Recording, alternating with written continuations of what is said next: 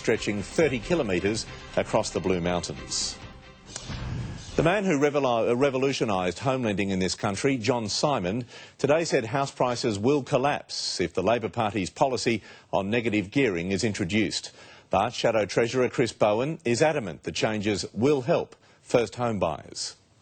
John Simon became wealthy by understanding homeowners and their borrowing habits, and right now he's scared for them.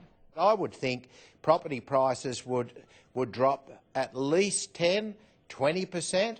Who knows? Labor says if elected, it will restrict negative gearing tax benefits to future investors in new homes only. They put first home buyers on a more level playing field with investors. They have a big return to the budget over the medium term. But Simon says this will cause existing dwelling prices to fall as investors concentrate on new homes only. Come up with something that makes sense.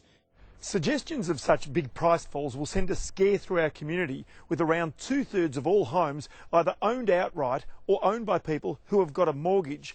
But the Shadow Treasurer says the scare campaign is being mounted by people and organisations with vested interests. And this is more of the shrill and irresponsible scare campaign that Malcolm Turnbull as Prime Minister is leading.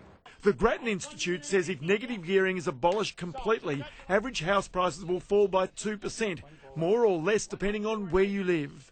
It's not going to massively change the calculus for so many younger households that are struggling to get into the housing market. In the meantime, without any policy change, home loan affordability is improving. New figures show a higher proportion of first home buyers after record lows in March. Their average mortgage is now $329,000 compared with $352,000 6 months ago. It is housing supply is the main driver of the problems we got in terms of housing affordability. Ross Greenwood, 9 News.